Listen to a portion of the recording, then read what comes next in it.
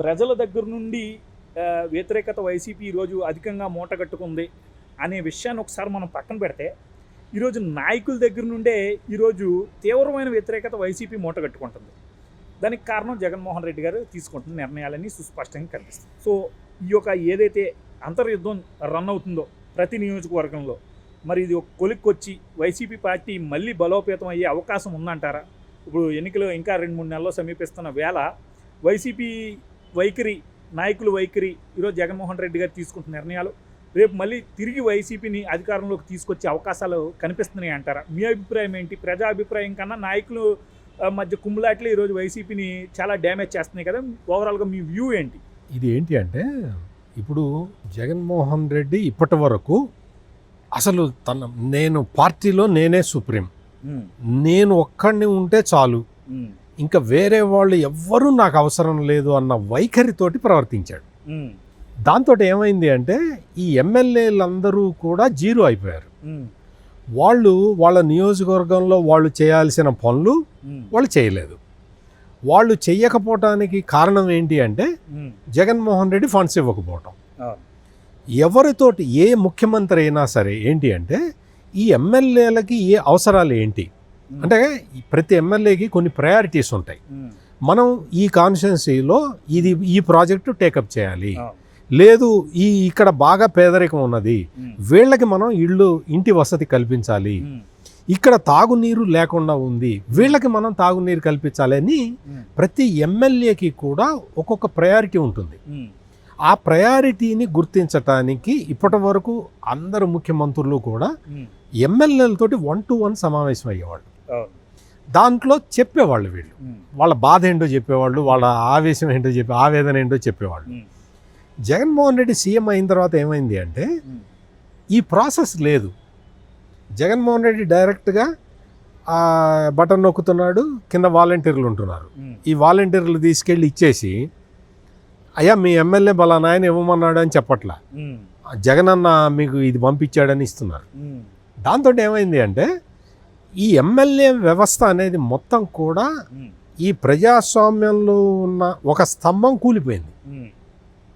ఆ స్తంభం పిల్లర్ కూలిపోయేటప్పటికి ఏమైంది, జగన్మోహన్ రెడ్డి ఆ బటన్ నొక్కుతున్నాడు, ఇక్కడ ఏదో సౌకర్యాలు వస్తున్నాయి అన్న భ్రమలో జగన్మోహన్ రెడ్డి ఉన్నాడు. ప్రజలు ఎవరు లేరు. ఎందుకు లేరు? అంటే ఈ మాట ఎందుకు అనాల్సి వస్తున్నది అంటే, ఎవరైతే ఈ లబ్ధిదారులు ఉన్నారో వీళ్ళందరూ కూడా వైసీపీ ఓటర్లు. గత ఎన్నికల్లో వైసీపీకి ఓటేసిన వాళ్ళు, లేదు ఎమ్మెల్యే దగ్గర ఉన్న మనుషులు, లేదు పార్టీ యంత్రాంగంలో ఉన్నవాళ్ళు, వీళ్ళే ఉన్నారు లబ్ధిదారులందరూ కూడా. జగన్మోహన్ రెడ్డి మొత్తం అంటే ఒక అర్హతని బట్టి, పేదరికం అనే అర్హత తీసుకొని ఆ అర్హతని బట్టి ఈ పథకాలన్నీ ఇచ్చినట్టయితే పరిస్థితి వేరుగా ఉండేది. కానీ జగన్మోహన్ రెడ్డి ఏం చేశాడు అంటే, వాళ్ళు నాకు ఓటేస్తారా వెయ్యరా, ఈ ఒక్క క్రైటీరియానే తీసుకొని వాళ్ళకి సంక్షేమ పథకాలు అమలు చేశాడు. దానివల్ల ఏమైంది అంటే, ఈ సంక్షేమ పథకం తీసుకున్నవాడు కూడా తీవ్రమైన నిరాశలో ఉన్నాడు. ఇది జరిగిన ప్రాసెస్. ఈ ప్రాసెస్ నుంచి ఎమ్మెల్యేలు బయటకు వచ్చేసారు. ఇప్పుడు జగన్మోహన్ రెడ్డి ఏం చేస్తున్నాడంటే, మరి ఎవరితోటి సర్వే చేయించాడో తెలీదు, బహుశా 99% ఐపాక్ అనే సంస్థ ఉంది కదా, వాళ్ళే చేసి ఉంటారు. మొత్తం సొసైటీలో అంటే ఆంధ్రప్రదేశ్ మొత్తంలో ఈ ఓటర్లందరిలో కూడా యాంటీ ఇన్కంబెన్సీ అంటే ప్రభుత్వ వ్యతిరేకత ఎక్కువ ఉన్నది అని రిపోర్ట్ ఇచ్చి ఉంటారు. అక్కడ వాళ్ళు చేసిన సాధారణంగా ఏంటి అంటే, యాంటీ ఇన్కంబెన్సీ అని ఒక ఇది ఉంటుంది, ఒక నోషన్. అదేంటి అంటే ప్రభుత్వ వ్యతిరేకత సాధారణ పరిస్థితుల్లో అయితే ఎవడైతే ముఖ్యమంత్రి ఉంటాడో అతని మీద వ్యతిరేకత ఉంటుంది.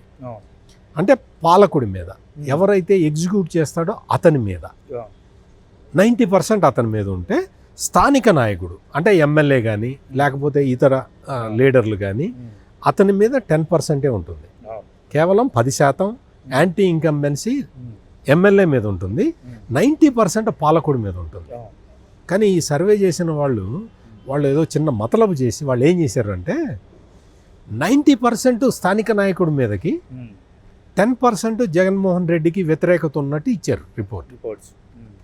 దాంతో ఏమైంది, జగన్మోహన్ రెడ్డి ఏమనుకున్నాడు అంటే ఈ 90% వ్యతిరేకత ఉన్న ఎమ్మెల్యేలను మార్చేస్తే నేను మళ్ళీ గెలుస్తాను అనుకున్నాడు. అంటే మైట్ బి ఇప్పుడు జగన్మోహన్ రెడ్డి గారి మీద వ్యతిరేకంగా ఉందని రిపోర్ట్ ఇచ్చినా ఆయన ఏం చేయలేడు కదా అక్కడ. ఫర్ ఎగ్జాంపుల్ ఆయన్ని సాటిస్ఫై చేయటానికి, ఆయన కళ్ళల్లో ఆనందం చూడటానికి ఇటువంటి రిపోర్ట్లు ఇస్తారు. జగన్మోహన్ రెడ్డి దగ్గర ఉన్న మనుషులందరూ కూడా ఎంతసేపటికి ఆయన కళ్ళల్లో ఆనందం చూడటంలోనే వీళ్ళు తన్మయులైపోతారనమాట. అందుకని రిపోర్టు మార్చి ఇచ్చుంటారు అని నేను చెప్తున్నాను.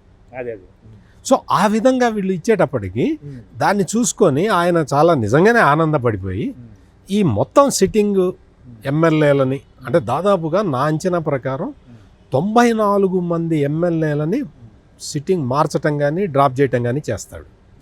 ఎందుకు ఆయన ఈ నిర్ణయానికి కూడా ఎందుకు వచ్చాడు అంటే తెలంగాణ అసెంబ్లీ ఎన్నికలు చూశాడు ఆయన, చాలా దగ్గర నుంచి చూశాడు. అంతకుముందర ఆయనకి ఎలక్షన్లు అంటే తెలియదు కదా. ఆ తెలంగాణ అసెంబ్లీ ఎన్నికలు చూసిన తర్వాత కేసీఆర్ ఏం చేశాడంటే మొత్తం ఉన్న వాళ్ళందరికీ ఇచ్చేశాడు. అందరూ వేరే కాంగ్రెస్ పార్టీ నుంచి వచ్చిన వాళ్ళకి, ఆ పార్టీ నుంచి ఈ పార్టీ నుంచి వచ్చిన వాళ్ళకి అందరికీ టికెట్లు ఇచ్చేశాడు. సిట్టింగ్ ఎమ్మెల్యేలందరికీ టికెట్లు ఇచ్చేటప్పటికి కేసీఆర్ పుట్టి మునిగింది. ఈ ఒక్క ఎగ్జాంపుల్ తీసుకొని జగన్మోహన్ రెడ్డి ఏం చేస్తున్నాడంటే ఒక 94 టార్గెట్ పెట్టుకున్నాడు. అటు ఇటు మార్చటం, లేదు వీళ్ళని డ్రాప్ చేయటం, ఇటువంటివి 94 నియోజకవర్గాలు సెలెక్ట్ చేసుకున్నాడు. సెలెక్ట్ చేసుకొని ఇందులో మనం వీళ్ళని మార్చేస్తే 94 సీట్లతో మళ్ళీ అధికారంలోకి వచ్చేస్తాం అని ప్లాన్ చేశాడు. కానీ ఆయనకు అర్థం కాని విషయం ఏంటి అంటే ఇక్కడ అసలు మొత్తం వ్యవస్థ మొత్తం యాంటీ ఇన్కంబెన్సీ మీద ఉన్నది, అంటే ప్రభుత్వ వ్యతిరేకత మీద ఉన్నది. ఈ ప్రభుత్వ వ్యతిరేక ఓటు చాలా తీవ్రంగా ఉంది. ఎక్కడ జాతీయ స్థాయిలో ఇప్పటి వరకు ఏ రాష్ట్రంలో ఏ పార్టీ మీద కూడా లేనంత వ్యతిరేకత ఇప్పుడు జగన్మోహన్ రెడ్డి ప్రభుత్వం మీద కనపడుతున్నది. అయితే ఇక్కడ ముఖ్యమైన కామెంట్స్ కూడా ఒకసారి మనం చూద్దాం. మనం చూసాం ఇటీవల జొన్నలగడ్డ పద్మావతి గారు అనుకుంటా, ఆవిడ సింగనమల ఎమ్మెల్యే సీట్ లేదని తెలిసిన వెంటనే ఆవిడ ఒక మంచి ప్రశ్న వేశారు ప్రభుత్వానికి. ఇప్పుడు నా ఏరియాలో నాకు ఇది కావాలని నిన్ను అడిగాను, నువ్వు అది చేయలేదు, నాకు నిధులు కూడా విడుదల చేయలేదు. ఆళ్ళ రామకృష్ణారెడ్డి గారు కూడా అదే చెప్పారు, నేను నిధులు కావాలని అడిగాను, నువ్వు ఇవ్వలేదు. నువ్వు ఇవ్వకపోగా ఇప్పుడు మా మీద వ్యతిరేకత ఉందంటే మేమేం చేస్తాం.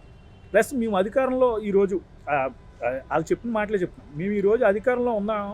అయితే మేము ఒక వర్గం ఓటేస్తేనే మేము గెలిచామా, అన్ని వర్గాలు ఓట్లేస్తే గెలిచాం కదా, మేము ఒక వర్గం మాట ఎందుకు వినాలి అంటూ ఆవిడ కొన్ని బోల్డ్ స్టేట్మెంట్స్ ఇచ్చారు. ఆ సీట్ లేదని చెప్పినట్టున్నారు, అందుకు ఇచ్చినట్టున్నారు. ఏదేమైనప్పటికీ మరి ఆవిడ చెప్పిన మాట కూడా ఒకసారి మనం ఫ్యాక్టర్గా తీసుకున్నప్పుడు ఎలా చూడొచ్చు అంటే ఇప్పుడు ఆ సింగనమల ఎమ్మెల్యే పద్మావతి ఏంటంటే ఆ విషయం చెప్పింది.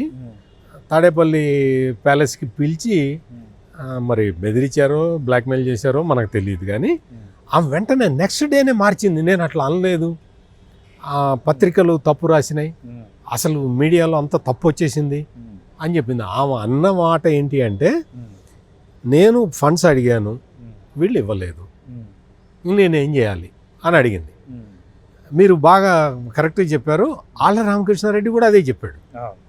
ఆళ్ళ రామకృష్ణారెడ్డి లేకపోతే పద్మావతి వీళ్ళిద్దరే కాదు, మొత్తం వైఎస్ఆర్ కాంగ్రెస్ పార్టీలో ఉన్న 151 అంటే ఒక ఎమ్మెల్యేని తీసేద్దాం జగన్మోహన్ రెడ్డిని, 150 మంది ప్లస్ తెలుగుదేశం నుంచి వచ్చి చేరిన 4, జనసేన నుంచి చేరిన 1, అందరిలో ఇదే ఫీలింగ్ ఉంది.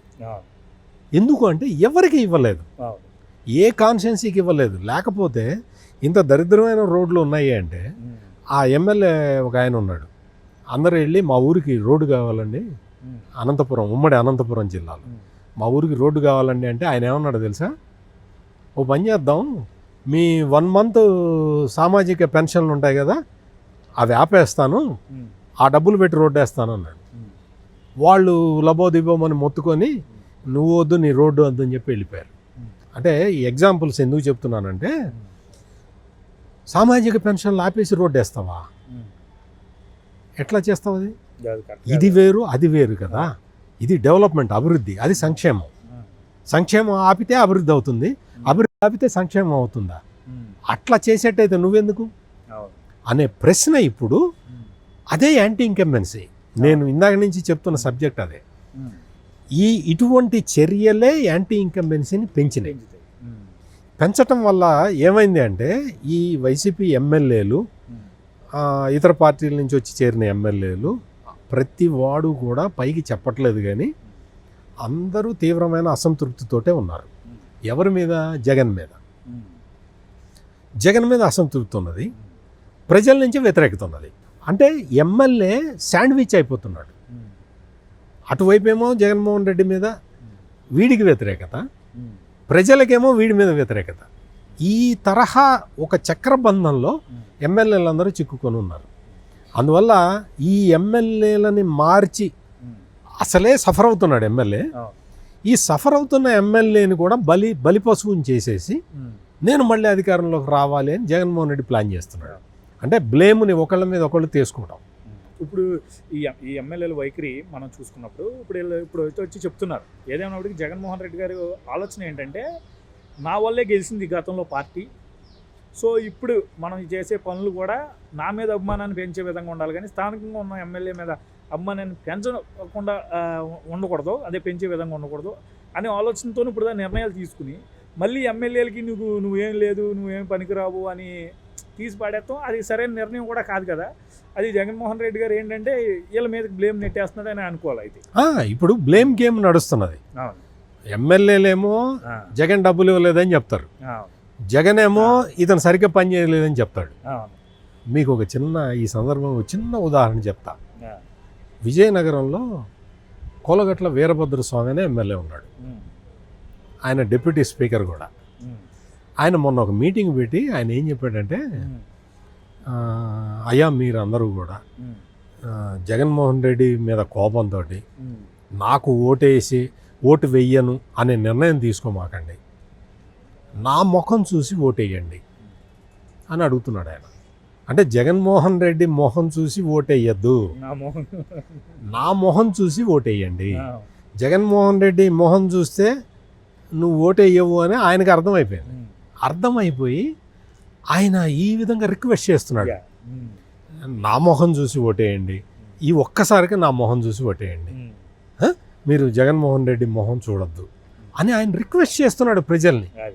అంటే మీకు నేను ఇప్పటిదాకా చెప్పింది అదే, యాంటీ ఇన్కంబెన్సీ ఎంత తీవ్ర స్థాయిలో ఉందో మీరు ఆలోచించండి. సో అందుకని ఈ చర్యలతోటే ఇప్పుడు మొత్తం వైసీపీ మొత్తం ఒక సింకింగ్ బోట్ లాగా తయారైంది ఇటువంటి పరిణామాల వల్లే. ఈ బ్లేమ్ గేమ్ కాదండి.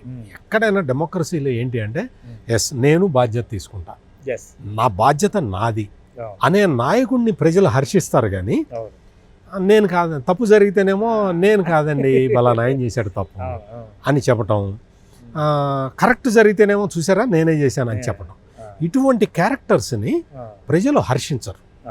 తప్పైనా ఒప్పైనా నాది బాధ్యత, నేను బాధ్యత తీసుకుంటాను అనేవాడే ప్రజానాయకుడు అవుతాడు, లేకపోతే కార్పొరేట్ కంపెనీకి ఎండీ అవుతాడు.